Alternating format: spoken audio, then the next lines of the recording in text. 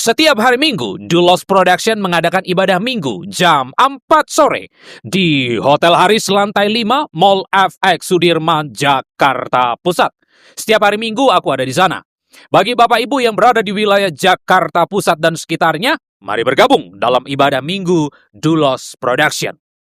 Apa yang Tuhan sudah persatukan tidak boleh diceraikan oleh manusia. Sebab yang dipersatukan oleh Tuhan mereka bukan lagi dua, tapi satu. Allah membenci perceraian.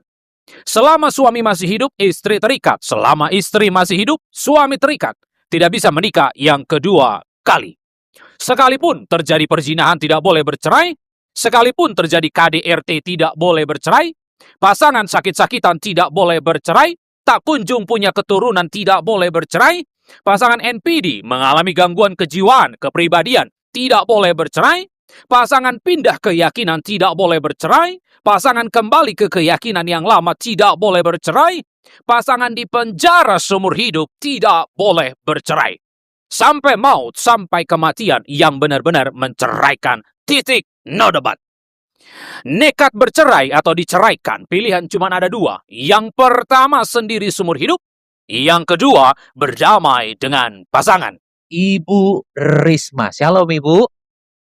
Salam, salam Pak, salam. Ya, tinggal di mana, Ibu? Di kota apa? Saya tadinya tinggal di Medan, di Binjai ya. Sekarang saya tinggal di Bogor, Pak. Oh, di Bogor. Oh, orang Binjai ini ya. Oh, oke. Aku punya bapak tua di Binjai. Dan Oh ya, pernikahan sudah berapa tahun, Ibu? hingga saat ini 36 tahun. Oh, wow, 36 tahun pernikahan, dikaruniai berapa anak, Bu? Tadinya saya dikarunia 5 anak, sekarang tinggal 3 karena 2 meninggal, Pak Pendeta. Oh, baik. Oke. 36 tahun pernikahan. Dulu ketemu suami di mana? Di Binjai juga? Ketemu suami di Binjai ya. Oh, iya. Ketemu saat sedang bekerja atau di gereja? Enggak sih, sebenarnya suami saya itu dulu kita beda keyakinan. Udah, terus kita berjanjikan, kalau dia mau masuk ke kita, ya udah kita jadi, kalau nggak mau dia masuk ke kita, ya udah kita putus begitu. Ternyata dia mau ikut ke kita gitu. Akhirnya Mhm. baptis begitu ya? Akhirnya dibaptis dan diberkati di gereja. Baik. Menikah pada saat itu di umur berapa, Ibu Risma? Oh, saya menikah muda, Pak. Pada saat itu saya masih berusia 17 tahun. Menikah muda banget. Berarti selesai sekolah tapi ya? Ya, selesai sih. Oh, selesai sekolah ya, 17. Oke, dan suami pada saat itu umur berapa, Bu? Suami pada saat itu umur 26 tahun. 26 ya. Apa yang menjadi pertimbangan Ibu pada saat itu menikah di usia muda? Saya juga, nggak tahulah mungkin itulah kali jalan jodoh ya. Pada saat itu sih, berteman sih nggak lama berteman, terus gimana ya, dia serius datang melamar ke rumah orang tua, istilahnya dengan keluarganya, ya saya juga nggak tahu gimana, ya udah mengiyakan aja gitu. Yang sebenarnya pada saat itu sih, kakak-kakak saya belum ada yang menikah juga. Mhm. Oh, oh berarti Ibu melangkahi mereka semua berarti ya? Melangkahin 2 saya, Pak Pendeta, melangkahin 2. Oh, wow. Tapi mereka nggak masalah ya, nggak persoalan ya? Mereka sih nggak persoalan. Oke. Waktu suami menjadi Kristen, apakah keluarga besarnya pada saat itu setuju? Puji Tuhan keluarganya setuju dan banyak juga yang ikut ke kita juga sekarang. puji Tuhan. Oh, baik. Iya. Oke. Nah, Ibu Risma, bagaimana kondisi pernikahan di usia muda? Apakah Ibu menikmati pada saat itu? Karena masih sangat muda sekali, 17 tahun. Sebenarnya sih, mungkin itulah ya, pada saat itu saya masih muda, saya belum memahami sifat dan karakter orang, ya kan. Saya belum mengerti itu sifat itu yang harus ada kan istilahnya, harus ada pertimbangan, harus ada ini dan segala macam. Saya cuman melihat, dia baik, saya cuman melihat dia itu istilahnya, sayang sama saya pada saat itu ya. Ya sudah saya, ya aman-aman aja sih awalnya begitu ya. Jadi, suatu ketika itu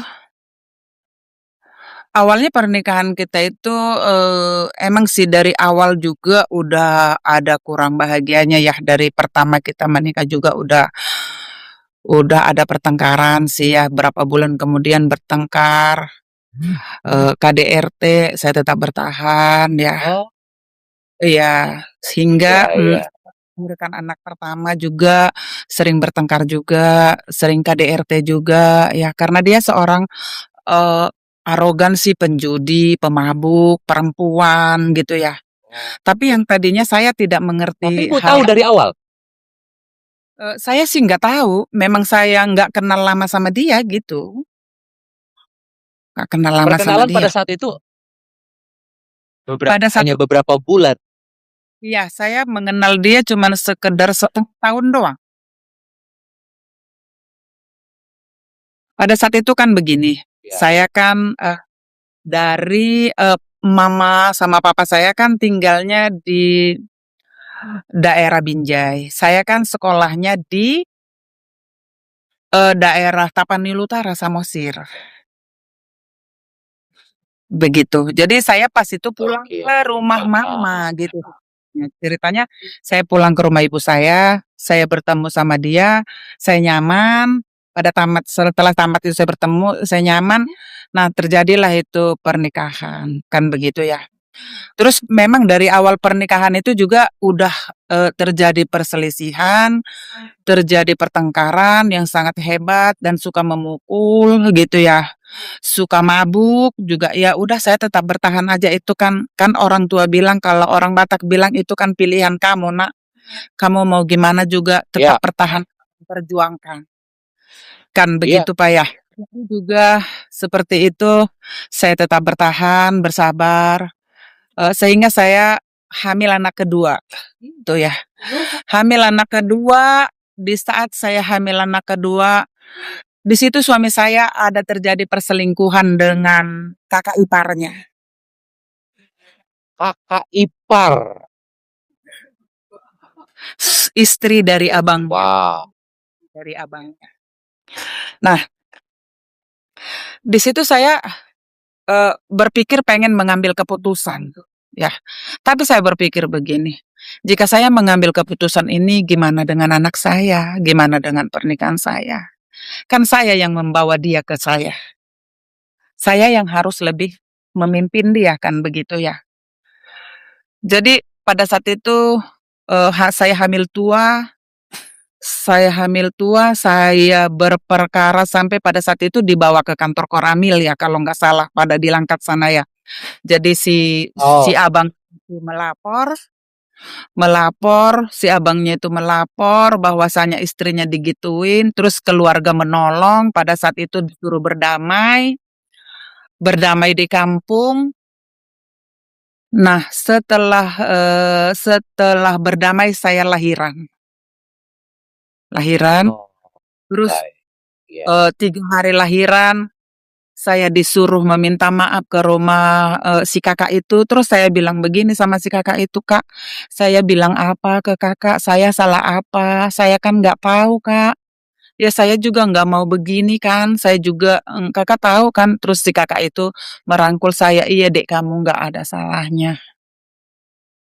Kata si korban ini tadilah kan begitu. Iya, iya, iya. Ah, Terus keluarga juga begitu, terus keluarga bilang begini, "Udah Dek, kamu nggak usah mikir yang macem-macem. Biar kamu pulihkan aja dulu kesehatan kamu, nggak usah banyak Iya. pikiran." Pada saat itu kalau nggak salah dia didenda karena istilahnya didenda karena keluarga kan, keluarga cuman makan-makan begitu aja lah, kan begitu. Jadi, Iya. oh ya udahlah, kan begitu ya, ya udahlah. Saya berdamai lagi dengan meski itu rasa sakit itu pastilah terjadi perselingkuhan itu, yang namanya istri itu kan pasti sakit. Sakit banget rasanya Iya. itu. Pada saat itu, saya bertahan aja, cuman dia begini, yang satu saya nggak suka dari dia, yang namanya perempuan itu kan kalau benci itu kadang saya nggak mau negur dia gitu. Ah, dia orangnya dia orangnya nggak ditegur, dia harus disapa, meskipun dia salah, meskipun dia bagaimana, dia harus ditegur gitu. Jadi yang namanya perempuan itu sakit hati banget kan begitu ya. Sakit Iya. hatinya banget gitu ya Pak Pendeta ya. Nggak saya tegur pada saat itu. Terus kalau dia nggak saya tegur, saya pasti habis dipukulin sama dia. Pukulin sama dia. Oh. Iya. Sehingga itu suatu ketika karena dia juga bertanggung jawab sih, nggak kurang. Nggak bertanggung jawab penuh dengan keluarga dan anak saya, enggak. Anak saya itu dari kecil-kecil saya tinggalin buat cari makan, menghidupi anak-anak saya titip ke orang-orang buat bekerja, buat supaya mereka bisa bertahan hidup, supaya mereka hidup, gitu. Iya. Jadi di suatu ketika, kalau nggak salah pada saat itu tahun 99, abang saya yang dari Jakarta datanglah ke Binjai. Ke Binjai. 98 papa saya meninggal. 99 abang saya datang. Karena dia tahu pernikahan saya seperti itu, dia dengar mungkin dari orang-orang, dan saya memang nggak mau bercerita kepada orang-orang. Saya nggak mau cerita, biarlah mereka yang melihat, biarlah mereka yang tahu, biarlah mereka sama keluarga saya juga nggak mau cerita, karena saya nggak mau membebani keluarga saya, begitu. Saya nggak mau membebani keluarga saya, gitu ya. Nah, pada saat itu tahun 98 itu Pak Pendeta, abang saya datang ke sana, dia bilang begini, "Dek," katanya gitu. "Ini mah udah nggak bener ini pernikahan kamu seperti ini," katanya gitu. "Kalau abang tinggalin kamu di sini, kamu pastinya menderita. Begini kamu tanpa siapa-siapa, Dek, kita semua nggak ada di sini," kata abang saya begitu kan. "Iya bang," gue bilang. Terus pada saat itu dia tinggalin ada uang itu di sofa 6 juta, dia bilang ke saya begini, "Dek," katanya, "kamu mau nggak ke Jakarta?" Kata dia begitu kan. Terus saya bilang, "Iya, iya bang, saya mau." Saya bilang, "Tapi saya nggak tahu bang kerja apa di sana." Saya begitu ya. Terus dia bilang, "Kamu kan pintar jualan, Dek," katanya gitu. "Iya sih bang," saya bilang gitu, "bisa. Tapi apakah saya mampu?" Saya bilang gitu kan. Terus dia bilang, "Iya, kamu pasti bisa." Kata abang saya begitu kan. "Kamu pasti bisa. Kamu pasti kuat, kamu pasti sanggup." Abang saya berkata seperti itu kan. Saya bilang, "Iya bang, saya pindah." Saya bilang gitu. Saya urus tuh anak saya pada saat itu, kalau nggak salah yang paling besar kelas 1. Saya pindah ke sini di Parung Panjang Bogor. Oh, iya. Parung Panjang Bogor. Awalnya sih, terus sampai di sini kan kami ke pasar bersama dengan dia lah, kami ke pasar mencari apa jualan yang pas gitu ya, apa jualan yang Iya. bisa supaya bisa makan, bisa hidup kan begitu. Puji Tuhan pada saat itu rezekinya banyak, saya bisa jadi agen buah di Parung Panjang. Di Parung Panjang. Jadi pada saat itu saya hamil anak ketiga. Ya. Masa boleh? Iya. Kan begitu. Berarti suami ikut ke Bogor? Ikut ke Bogor. Ikut ke Bogor. Iya. Jadi ikut ke Bogor pada saat itu ya. Nah, sesudah begitu, saya itu di Bogor punya usaha yang lumayan menghasilkan uang, yang sangat lumayan sekali kan. Jadi ya bentar. Jadi pada saat itu, di suatu ketika ya, di suatu ketika saya, berbelanja dengan dia ke pasar kalau nggak salah itu ke Kramat Jati ya. Karena barang saya pada saat itu 2 mobil 1 hari untuk karung panjang. Dua kabapin kalau dikatakan itu 2 kabapin itu berarti sekitaran 2 ton apa 3 ton lah sehari habis gitu. Iya. Partai besar kan. Jadi, Iya, iya. pada saat itu kita itu pulang belanja kalau nggak salah jam 11 malam, ya, jam 11 malam. Terus kataku begini, mau pulang ke rumah udah tanggung, terus dia bilang, kita pulang aja deh lah ke rumah," kata dia begitu kan. Ya udah kita pulang ke rumah, aku bilang gitu. Pulanglah ke rumah pada jam 11 malam itu. Jadi kan kalau di sini Pak, artinya Pak Pendeta, kerjaan begitu kan kita harus cepat pagi-pagi ke pasar, jam 2 atau jam 3 kita harus udah pergi ke pasar, kan begitu. Jadi pada saat itu saya bangunin, "Pak, bangun yuk, ayo kita pergi ke pasar." Aku bilang begitu kan, terus kata dia begini, Iya. kata dia, "Itu barang kan biasa 2 mobil itu kadang untuk 2 hari Pak Pendeta, untuk 2 hari lah. Jadi biar terkadang gimana ya, nggak terburu-buru banget atau apa gitu. Biasanya barang itu untuk 2 hari lah pada saat itu kan." Terus emang, saya memang kecurigaan saya pada saat itu udah ada kecurigaan sama adik ini saya udah ada kecurigaan, ada kelainan. Tapi saya, nggak mungkin kali sama adik saya berpikir gitu kan, Tuhan mungkin saya salah Tuhan. Tapi selalu bayangan itu mengganjal di hati saya, jika memang ada itu Tuhan tolong tunjukin saya. Kan begitu ya, perasaan saya itu, kayaknya feeling saya itu memang jika memang betul-betul ada itu Tuhan tunjukkan pada saya. Cuman saya bisa berdoa seperti itu. Karena di sela-sela kesibukan saya, di sela-sela saya berjualan seperti itu, saya mempunyai firasat yang tidak enak itu kan.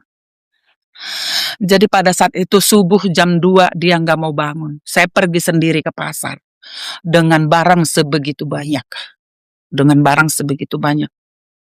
Pada saat itu saya pergi ke pasar dengan barang sebegitu banyak sendiri, saya naik ojek sendiri ke pasar.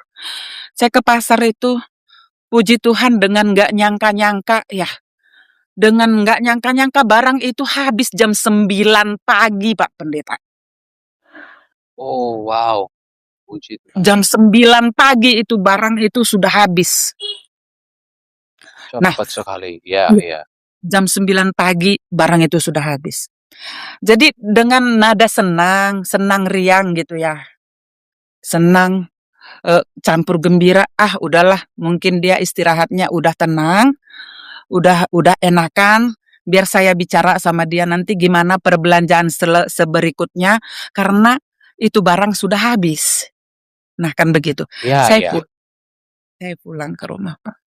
Saya terkejut ketika saat itu saya pulang ke rumah, saya melihat dia mendapati di kamar saya dengan tidur di kamar saya dengan adik kandung saya. Saya nangis, saya menjerit pada saat itu. Saya nggak tahu apa yang harus saya lakukan. Saya langsung pendarahan pada saat itu.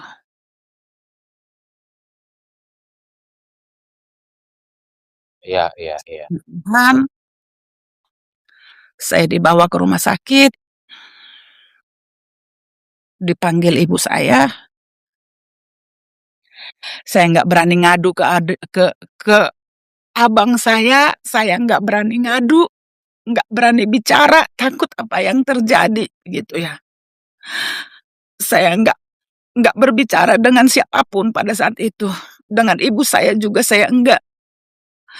Pembantu saya yang bawa saya ke rumah sakit. Dibawa saya ke rumah sakit pada saat itu karena saya itu punya bayi kecil. Hmm. Bayi kecil pada saat itu anak saya masih berumur 1,5 bulan. Iya, iya, iya. Ya, setelah itu dia pergi dalam beberapa bulan. Dia pergi dalam beberapa bulan dan saya cerita Setelah ketahuan ya? setelah ketahuan. Ya, setelah ketahuan dia pergi berapa bulan, saya cerita. Saya cerita ke ibu saya. Terus abang saya marah sama adik saya. Kok kamu tega? Kok kamu begitu sama kakak kamu? Itu kan kakak kamu. Kok kamu bisa seperti itu?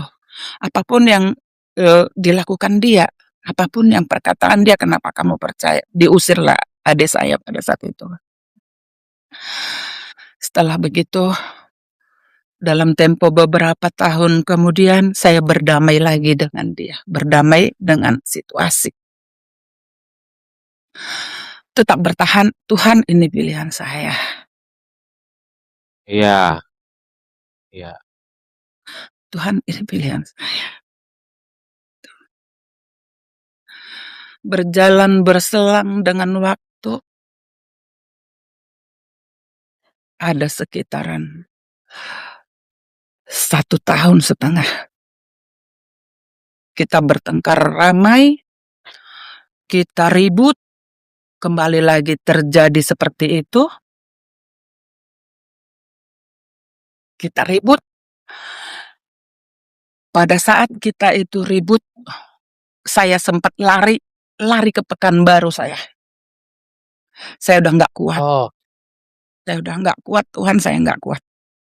Saya lari ke Pekanbaru, terus dia mencari dukun untuk menyuruh saya pulang. Tahu pada saat itu saya pulang ke rumah, saya nggak tahu itu saya dapati masih bunga-bunga ada di kamar pada saat itu. Terus dari situ saya berselang sakit, walaupun kegiatan di pasar tetap saya jalankan, tetap saya kerjakan, tapi saya dalam kondisi sakit terus gitu. Nah, setelah itu saya dalam yang saya pergi itu melarikan diri itu ada sekitaran 2 minggu kalau nggak salah pada saat itu. Nah, berselang kembali rumah tangga saya. Berselang kembali rumah tangga saya, bermasalah lagi. Jadi seperti biasa aktivitas tetap berjalan, komunikasi tetap berjalan. Jadi suatu ketika dia pernah pulang mabuk, dia tertidur muntah-muntah di kamar. Ya saya biasa aja, saya ya udah, saya urusin, saya urusin gimana seperti biasanya. Ya kalau aktivitas ke pasar, saya pada saat itu aktivitas ke pasar. Terakhir itu kalau nggak salah saya dalam kondisi sakit. Saya dalam kondisi sakit, pada saat itu ibu saya ada di rumah saya. Karena anak saya masih kecil. Anak saya masih iya. kecil. Dan pada saat saya itu pergi ke Pekanbaru itu, ibu saya yang menjaga anak saya di situ karena saya nggak ada bawa anak pada saat itu.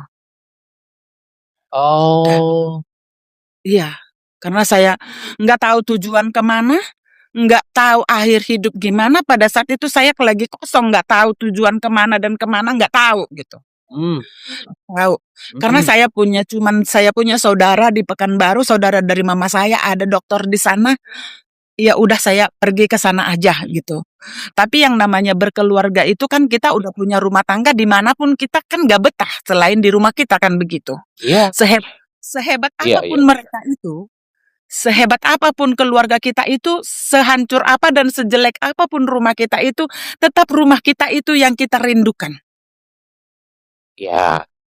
Ya kan begitu. Jadi saya 2 minggu di sana, saya pulang kembali. Pada saat malam itu saya sakit, Pak Pendeta.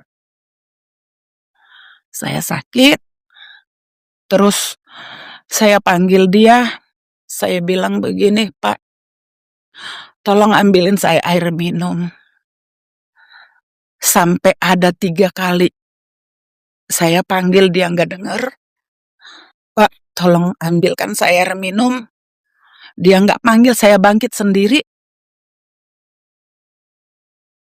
Saya buka itu kamar. Saya lihat dia ada dengan ibu saya.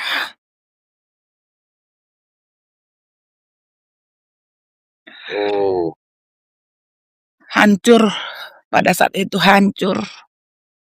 Terus saya memang penyakitnya kalau pikiran banyak itu pendarahan, Pak Pendeta. Pendarahan. Hancur pada saat itu. Nggak tahu lagi tujuan seperti biasa. Terombang-ambing pikiran, terombang-ambing ke sana ke sini. Saya langsung sakit, saya dibawa ke rumah sakit. Saya dibawa lagi ke rumah sakit, saya udah nggak kuat, saya kasih tahu sama abang saya. Saya bilang sama bang saya udah nggak kuat. Saya bilang gitu. Terus dia bilang, Dek, katanya gitu. Di mana dia? Nggak tahu saya bang. Saya bilang, rupanya dia melarikan diri ke Medan. Dan gitu. Oh. Saya masih bertahan hidup dengan anak-anak saya. Pada saat itu hampir 1 tahun saya di sini bertahan. Terus keluarganya bilang begini ke saya, Dek, katanya, segala sesuatu itu masih bisa diperbaiki, Dek. Kata keluarga, ingat anak-anakmu masih membutuhkan bapaknya, masih juga membutuhkan kau. Mereka nggak mau seperti itu. Kan begitu ya. Terus saya bilang begini, saya pikir dulu ya Kak. Saya pikir dulu, saya bilang gitu. Iya Dek, tapi aku berharap kamu kembali. Kata keluarga dari suami saya. Iya. Pada saat itu, keponakan saya ada di saya. Keponakan anak kakak dari suami saya. Ada ikut saya, ikut bekerja gitu. Ya udah, kita putuskan tahun 2002 kembali ke Medan dengan meninggalkan Jakarta. 2002. 2002 kita kembali ke Medan meninggalkan Jakarta. Nah, saya nggak tahu mau bekerja apa di kampung, usaha apa saya nggak tahu. Begitu Pak ya. Saya nggak gimana, udah nggak biasa, nggak bisa gitu. Terus pada saat itu dia kasih makan kami. Dia bilang ke saya akan bertanggung jawab tentang hidup kalian. Saya akan merubah diri saya. Saya tunjukin kepada kalian bahwa saya akan bertanggung jawab. Saya akan istilahnya, saya akan bertanggung jawab. Saya akan gimana ya? Saya akan melaksanakan kewajiban saya mempertanggungjawabkan kalian. Dia bilang begitu. Ya, bertanggung jawab pada saat itu, tapi kita cuma dikasih sekedar makan, kadang pun nggak cukup Pak Pendeta. Iya. Sekedar makan, nggak cukup. Terus saya bilang, oh, seperti ini. Pada saat itu anak-anak udah menuntut mau beranjak ke SMP. Oh iya. Jadi dia pada saat itu tahun 2004 kalau nggak salah itu dia main judi. Tapi judi perempuan itu tetap aja berjalan. Judi perempuan mabuk itu tetap aja berjalan terus, tidak pernah berubah. Pada saat itu dia main judi, ketangkap judi. Ada dia 6 bulan di penjara. 6 bulan di penjara, kita udah di Medan, kita nggak tahu jalan hidup. Tapi saya percaya Tuhan itu pasti pelihara saya. Tuhan Amin. saya pasti bisa. Saya ada satu firman saya dengar tuh, burung-burung di udara Tuhan pelihara. Begitu ya. Iya. Apalagi saya. Iya.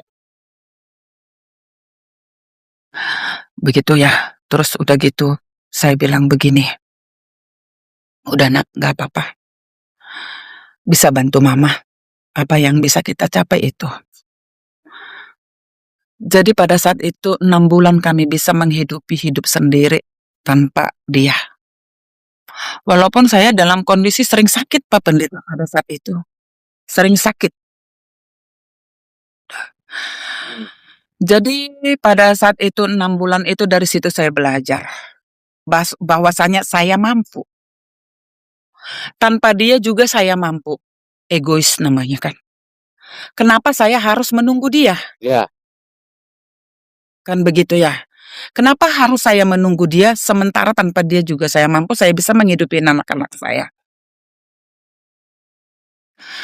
Saya memulai usaha saya sendiri. Saya mulai berkarir. Anak-anak saya bawa bekerja, apa yang bisa dia mampu, apa yang bisa dia kerjakan. Masih kecil-kecil loh Pak Pendeta pada saat itu anak saya. Masih kecil-kecil.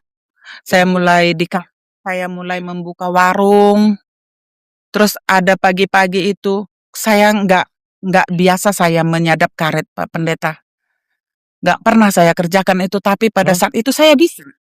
Saya bisa. Saya kerjakan itu buat menghidupin anak-anak saya di dalam 6 bulan yang dia penjara itu. Walaupun saya pernah tertidur di bawah pohon karet sana sampai tetangga bilang ke saya begini, "Udah pulang nak." Ada orang tua di sebelah saya bilang, "Nanti kamu mati di kebun gak ada yang lihat. Sementara udah, yang penting kamu bisa makan aja, bertahan untuk saat ini, udah pulang nak." Orang tua itu memapa saya pulang ke rumah pada saat itu. Karena saya dalam kondisi sakit, saya tidak mau menunjukkan ke anak-anak saya sakit. Saya harus kuat, saya harus bisa kasih makan mereka.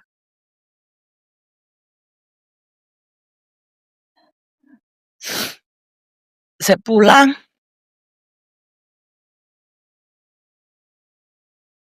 Pulang ke rumah pada saat itu, gak lama kemudian saya sembuh ya Pak. Saya sembuh. Saya sembuh. Saya kembali lagi bekerja seperti biasa. Puji Tuhan rezeki saya banyak. Saya bisa buka warung. Ya, saya bisa buka warung. Mulai dari situ saya belajar berbisnis, sehingga terjadilah istilahnya itu suami saya. Pilihan saya. Bukan orang lain yang pilih. Gitu ya. Iya. Ya. Iya. Males Bu, beli kadang. Jadi Enggak. di dalam pekerjaan itu Tuhan berkati, Tuhan buahi. Hidup saya lumayan Pak Pendeta. Malam Lumayan. Ya. Lumayan. Dan di mana saya di setiap ada pekerjaan saya, Tuhan berkati. Semuanya Tuhan berkati. Gitu. Ya. Tuhan berkati semuanya. Jadi ada kemajuan. Ada kemajuan, saya bisa bangun rumah, saya bisa beli mobil. Oh. Nah, Wow. pada saat itu, pada saat itu dia berpikir kayaknya saya pikir dia berubah. Dia takut kehilangan saya jadinya. Oh ya. Dia takut kehilangan saya, kan begitu. Terus dia mau mengikuti saya. Dia mau bekerja sama saya senang banget pada saat itu Pak Pendeta. Senang banget saya. Dia udah mulai istilahnya dari derajatnya terangkat, anak-anaknya tertolong. Ya, udah gitu dia udah mulai mengikuti saya. Ataukah dia istilahnya gimana ya? Dia takut kehilangan saya, tuluskah atau tidak tulus? Hanya dialah yang tahu, kan begitu. Ya.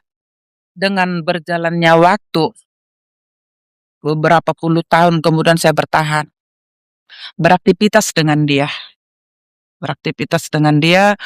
Ada seputaran kali kalau nggak salah 10 apa 15 tahun. Dia mau membantu saya, dia mau istilahnya saya senang lah pada saat itu ya, senang. Mungkin, Tuhan mengubah dia seperti ini, ya sudah, nggak apa-apa, saya terima. Walaupun apapun yang terjadi, yang dilakukan ke saya itu, saya manusia. Hah? Ya udah sana. Iya, iya. Manusia Pak Pendeta, saya belum sekelas malaikat, mungkin saya untuk Udah pulang orangnya tadi. gimana ya, untuk dikatakan itu, untuk melupakan itu semua saya nggak mampu. Saya nggak bisa. Untuk memaafkan itu jujur saya nggak mampu. Saya hanya manusia biasa gitu, saya belum mampu. Saya belum mampu untuk memaafkan yang seperti itu, saya belum mampu. Saya bertahan hingga, pernikahan saya kalau nggak salah pada saat itu udah sampai ke jenjang 32 tahun. 32 tahun. Di saat itu saya meniti karir kalau di bidang saya dibilang bidang sayur-sayuran, terus saya meniti karir lagi di ekspor sapu lidi ke luar negeri. Gitu ya. Bisa diulur juga. Jadi kita ada anak saya Pak Pendeta nggak mau kuliah Sini satu. bisa. Itu mendiam. Dia bilang, udah saya mau bantu mama Bawa aja. tuh dia. Ya. Seharian saya hidup dengan anak saya ini, saya di pasar, saya berdagang, saya ini, dan saya buka Iya, bisnis satu lagi itu berpikir supaya dia juga punya kegiatan kan begitu. Pada saat itu ada mobil losbak juga yang bisa dimanfaatkan untuk beli barang, ya kan begitu ya. Yang lumayan bisa menghasilkan juga supaya kita sama-sama bisa menghasilkan kan begitu. Jadi di suatu ketika kalau saya sih pulang ke rumah yang di kampung itu bisa dikatakan seminggu 2 kali. Kita punya sampai kita bisa beli rumah 2, beli rumah 2 lah.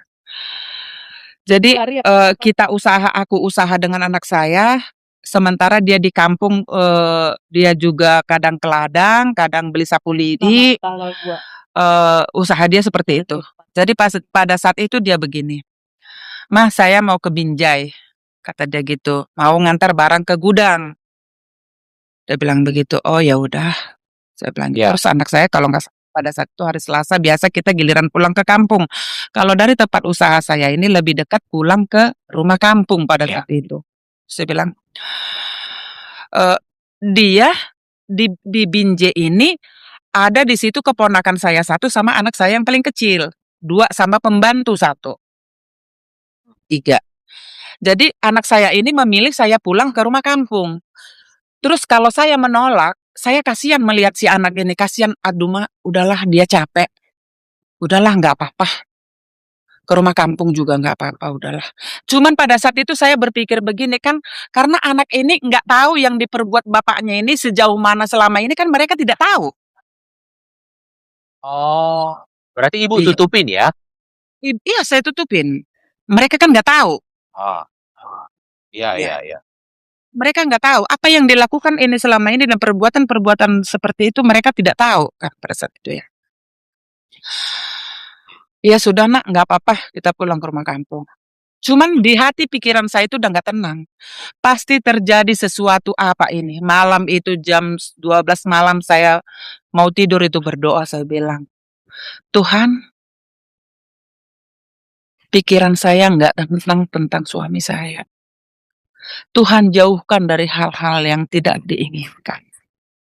Pada malam itu saya berdoa seperti itu.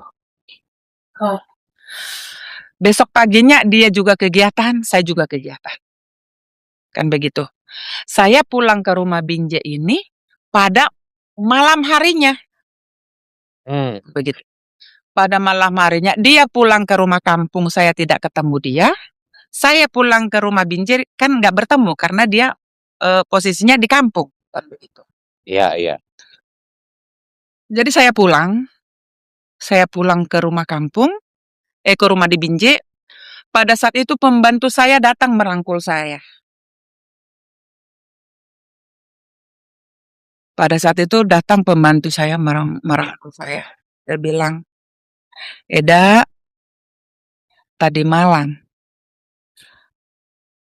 Amang itu begini-begini dengan saya. Terus saya nggak mau. Kenapa? Terus saya bilang, emang kurang apa Eda itu? Kenapa kamu begitu? Saya bilang begitu sama dia. Jadi gitu. Terus emang si pembantu ini agak error. Tapi error dia istilahnya error itu cuman berbicara di segi uang doang gitu. Kalau di segi yang istilahnya kalau di segi kerohanian, oh dia luar biasa. Luar biasa dia mah. Luar biasa dia. Ya. Di diri, di menjaga harga diri, martabat itu dia luar biasa si perempuan.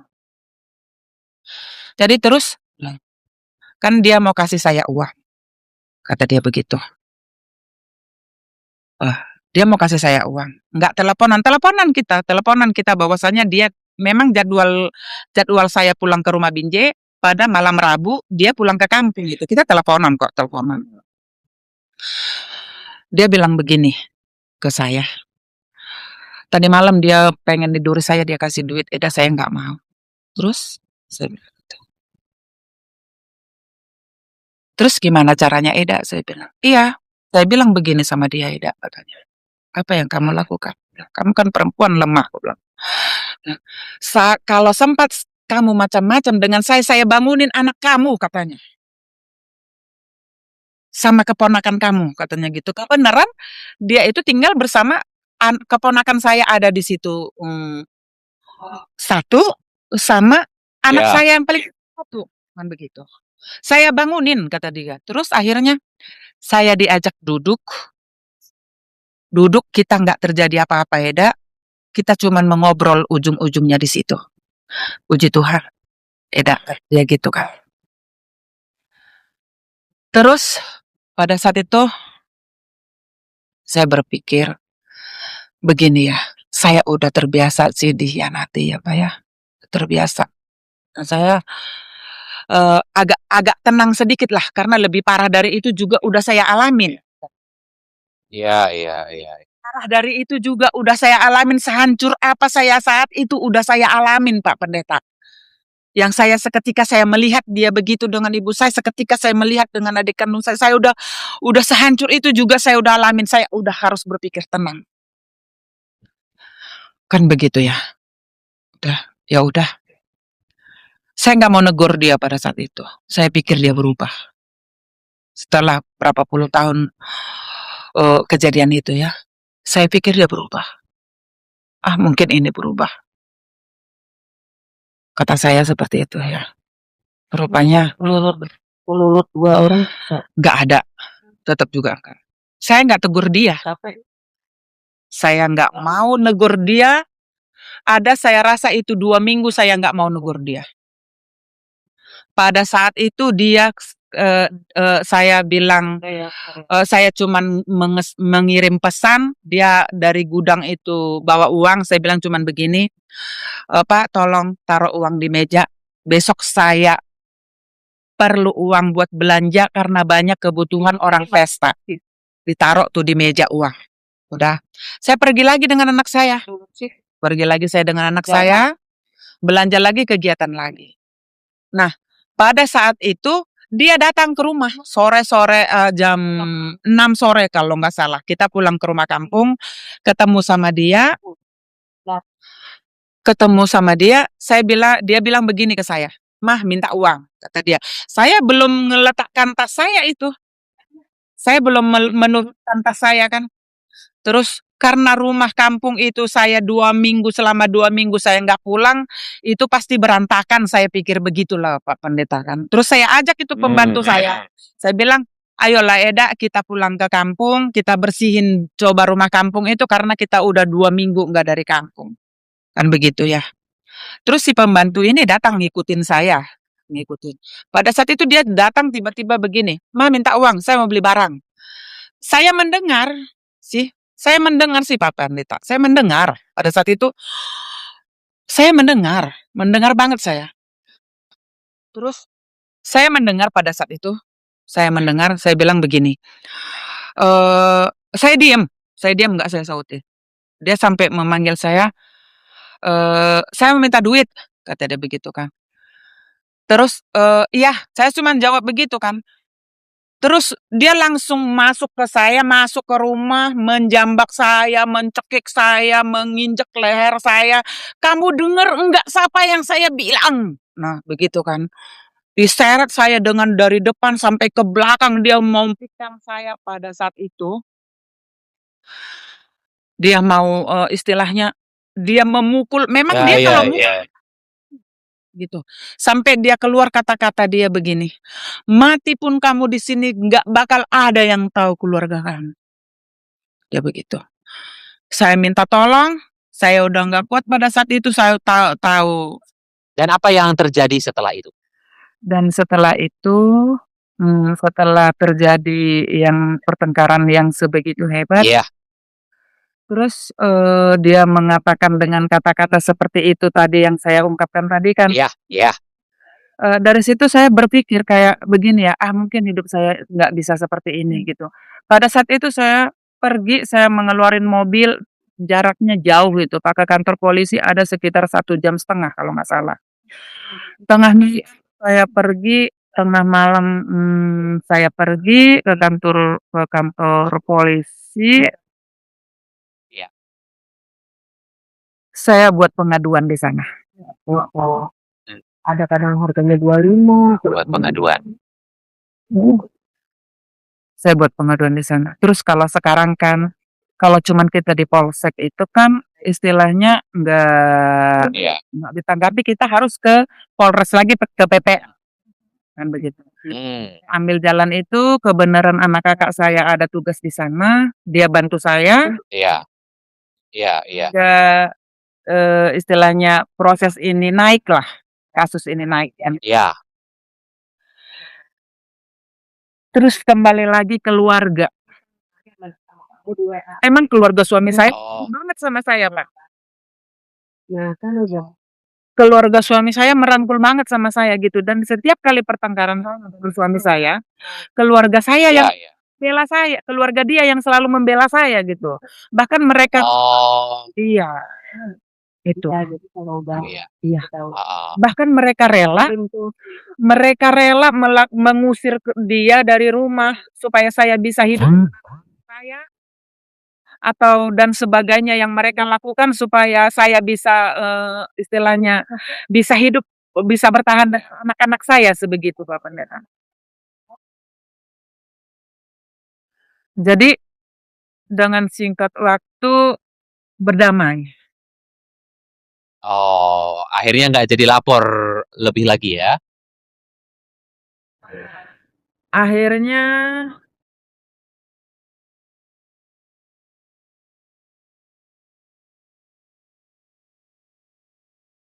kita berdamai.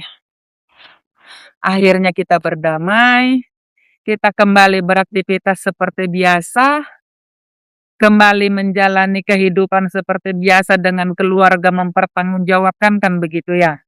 Iya. Tapi hati saya tetap nggak tenang Pak Pendeta karena mendengar kata-kata yang terakhir ini, Iya, iya, iya, iya. gitu. Iya. Karena mendengar kata-kata yang terakhir ini saya udah nggak tenang hidup.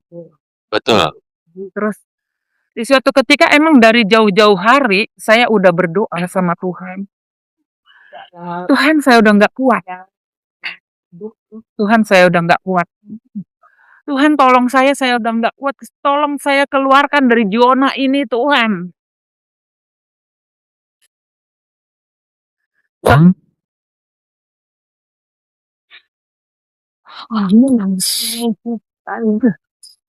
Di suatu ketika timbul tuh di pikiran saya harus pergi. sampai aku baru aja.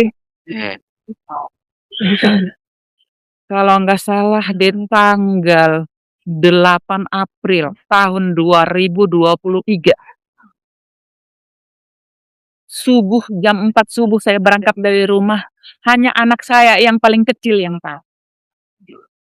Bilang pada saat itu ya, saya pergi dari rumah, mungkin dia udah kerasa ya. Dia bilang, mama di mana? Mama di mana? Mama pulang. Mama pulang. Saya nggak bisa hidup tanpa Iya. mama. Mama tahu kan saya itu manja. Saya nggak bisa hidup tanpa mama. Dia bilang gitu. Saya bilang, nak, itu ada uang saya tinggalin di situ. Nanti buat kamu. Simpen ya, nak. Siapa tahu nanti mama nggak punya uang. Iya. Mama nggak bisa nanti bayar kamu uang sekolah atau apa untuk bertahan hidup ya, nak. Pada saat itu anak saya yang paling kecil itu hidup sendiri di sana, Pak Pendeta. Dia diantarin ke kantor. Jangan bilang ya, nak, sama siapapun mama ada di mana.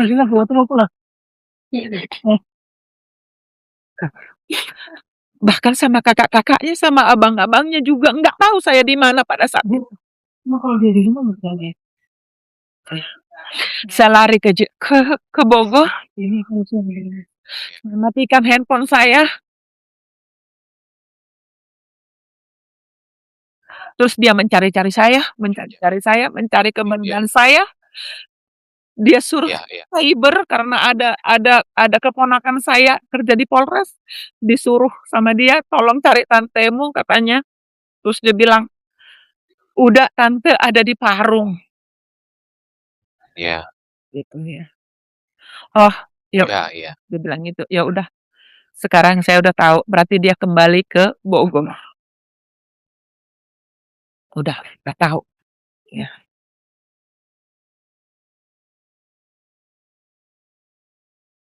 Saya memulai karir saya di sini dari nol.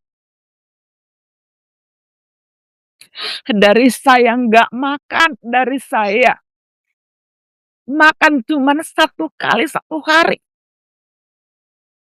Supaya saya bisa bertahan hidup.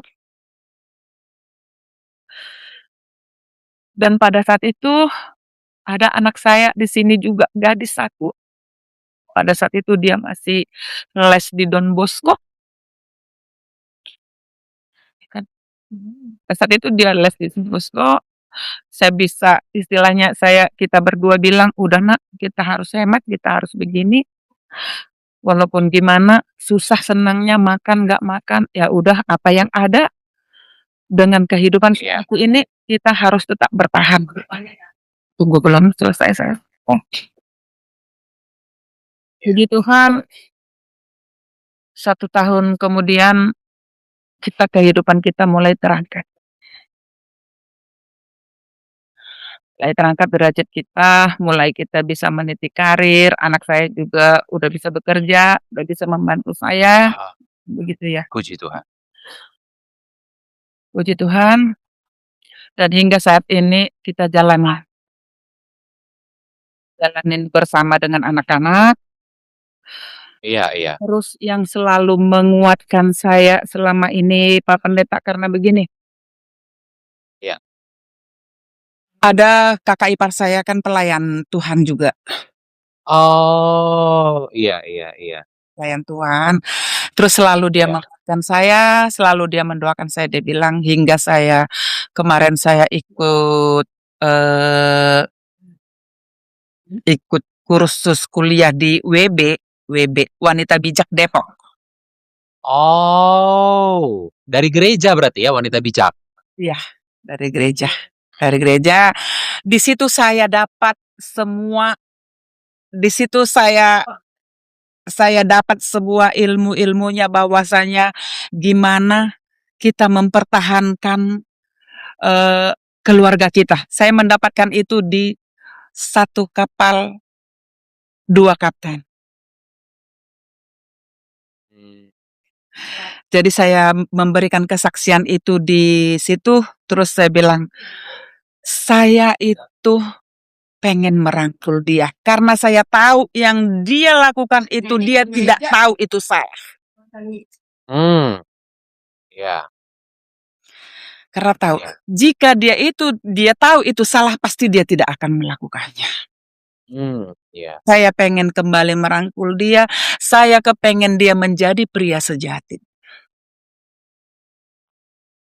Ya. Saya bilang begitu. Puji Tuhan, Bu. Itu yang Tuhan inginkan. Mungkin Tuhan pakai ibu untuk kesaksian seperti ini, karena Ya. kesaksian seperti ini nggak ada orang mampu, Bu, katanya. Tapi tuh, Ya, betul. Di meja Ya. apa tadi? Tadi gue lihat dah. Nandanya. pengampunan ya, Bu. Ya, saya ampuni. Berarti Saya ampuni dia. ya.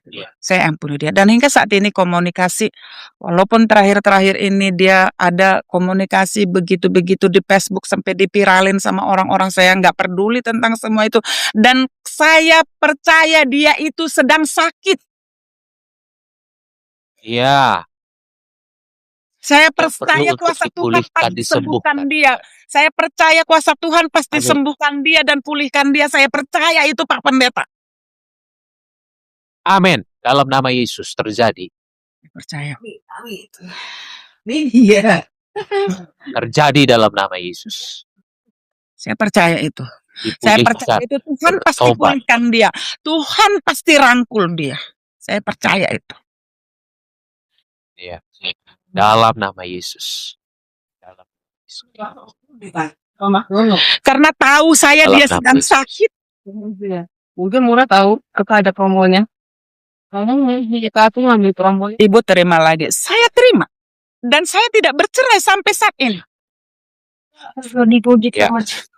Tidak bercerai. Mungkin Murah tahu kenapa? Komunikasi tentang anak, Barang kita komunikasi. buat dia di mana? Sampai saat ini. Komunikasi. Ya. Saya rindu Pak Pendeta. Saya rindu ingin membawa dia ke kelahiran yang baru.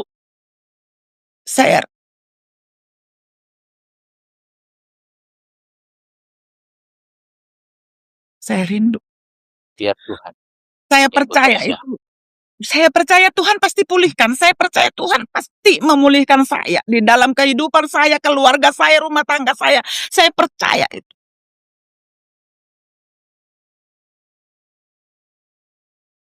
Kalau dipikir secara manusia mungkin orang nggak mampu, Pak. Mampu. Oh, nggak akan mampu, Bu. Ya, akan cari-cari pembenaran. Oh, udah selingkuh, udah berzina, masa nggak bercerai? Akan cari-cari pembenaran. Ya pasti. Nggak akan mampu. Ya, Akan mampu. pasti akan mengambil jalur itu, bercerai. Pasti. Tapi kita sebagai orang yang udah tahu firman, apa yang Ibu sedang lakukan sekarang, itulah pikul salib. Melakukan firman. Karena udah nggak bisa mundur, nggak bisa bercerai. Nggak bisa. Sesuatu yang dipersatukan Tuhan tidak akan bisa diceraikan manusia. Satu ayat firman itu yang selalu saya lihat Kebanyakan micin. di TikTok-nya Bapak. Selalu saya ngikutin. Ya. Saya walaupun di sisa hidup kita yang sudah tua ini, saya pengen bergandengan tangan dengan anak-anak saya, dengan dia. Saya kepengen dia lahir baru, Pak. Amin. Pasti terjadi dalam nama Yesus. Ya. Inilah istri yang benar-benar berfungsi sebagai penolong, sebagai tiang doa. Ya. Mohon maaf ya para ibu-ibu yang menonton saat ini, ya. Buat para ibu-ibu khususnya nih. Suamimu selingkuh, baru aja selingkuh. Kau sudah pengen menyerah, mundur. Lihat Ibu Risma nih. Ya, Ibu Risma ini berkali-kali loh suaminya selingkuh, berzina dengan ibu kandung, dengan adik kandung, dengan kakak ipar, ya. Lihat, bertahan sampai hari ini. Di pikiran kalian mungkin ibu ini, wah ini kok begini. Inilah firman Tuhan. Nggak bisa bercerai. Inilah firman Tuhan, berdamai, bersatu kembali. Detik diberkati, hanya kematian yang menceraikan. Makanya yang mau nikah dari awal uji. Jangan main nikah-nikah aja. Kenapa? Karena detik kau diberkati, kau nggak akan bisa mundur. Apalagi kau adalah seorang tiang doa, penolong suami.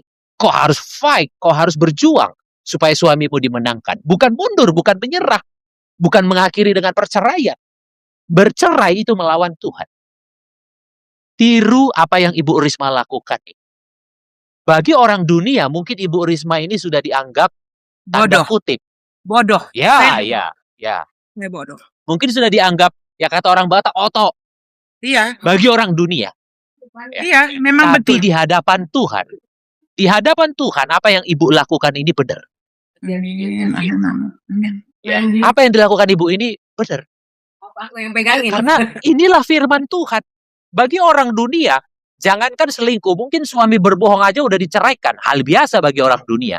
Sudah nggak sayang lagi, sudah nggak cinta lagi, ceraikan. Bagi orang dunia itu hal biasa.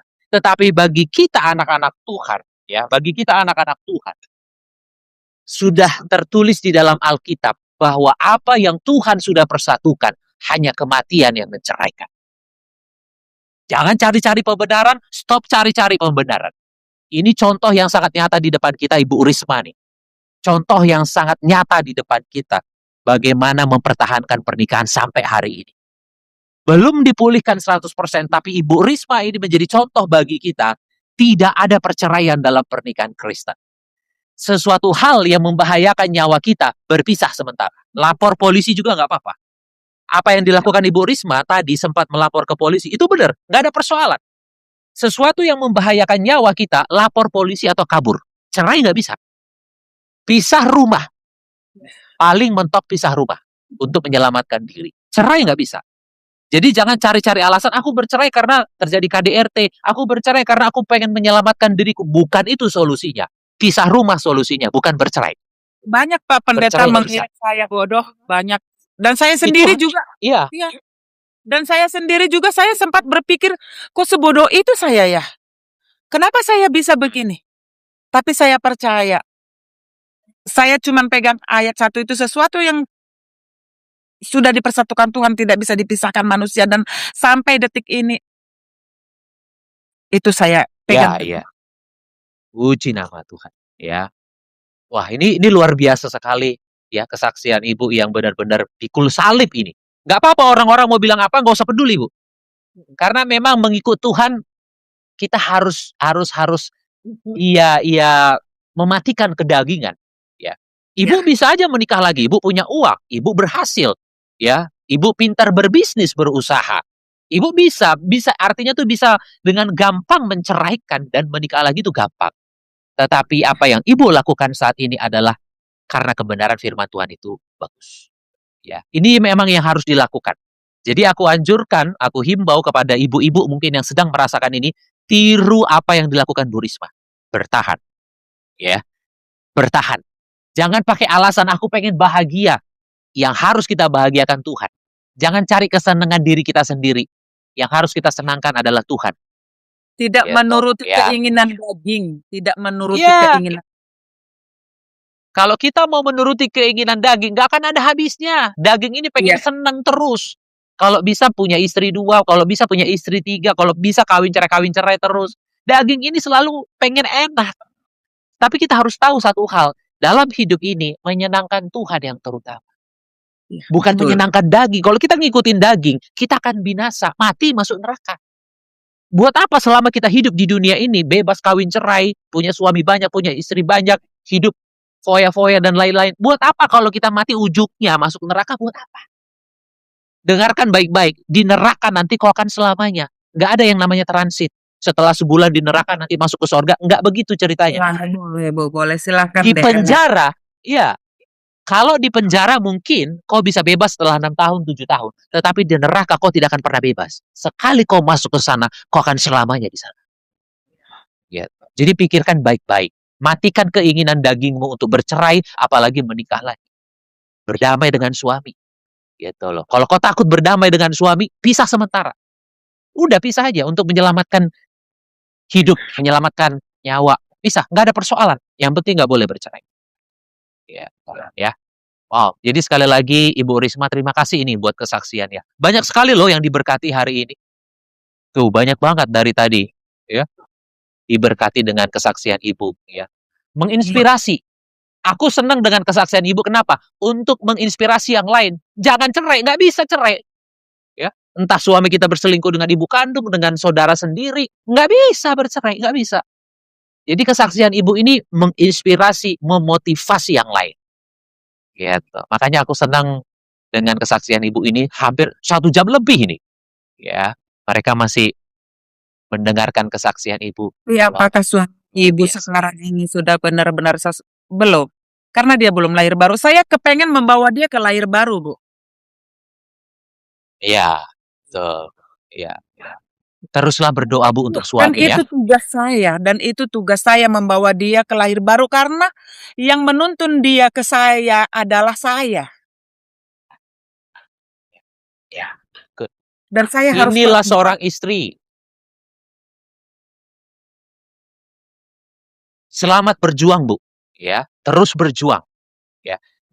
Jadilah inspirasi bagi para wanita di luar sana, bagi para istri di luar sana. Ya, supaya mereka jangan jadi wanita yang lemah.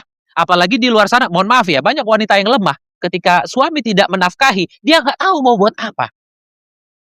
Gitu loh. Ketika suami tidak menafkahi, dia diem, nggak bisa buat apa-apa. Gitu. Amin, amin. Ibu luar biasa. Ibu berkarir, ya. Ibu berjuang sampai bisa beli ini, beli itu. Gitu loh.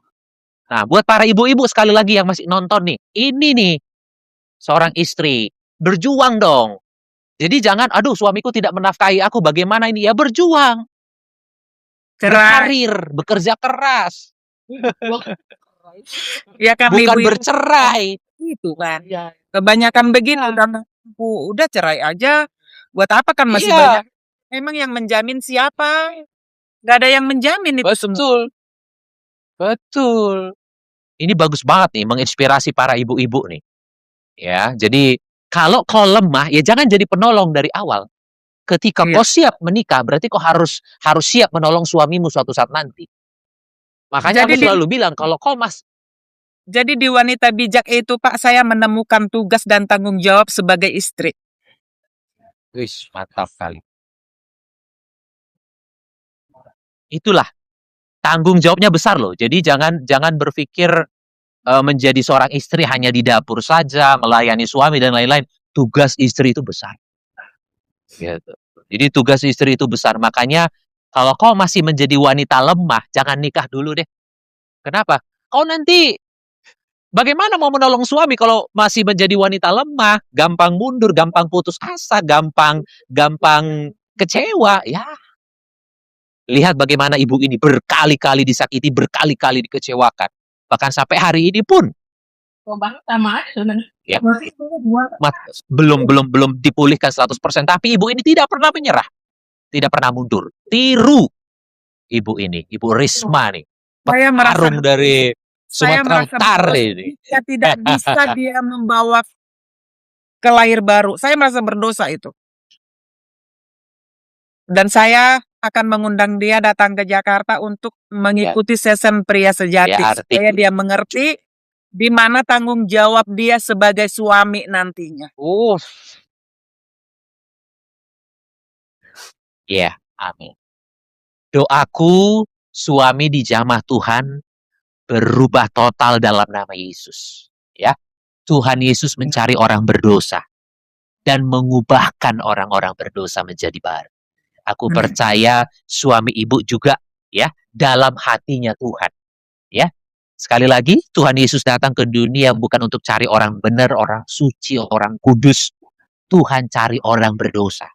Tuhan cari orang yang berlumur dengan kejahatan.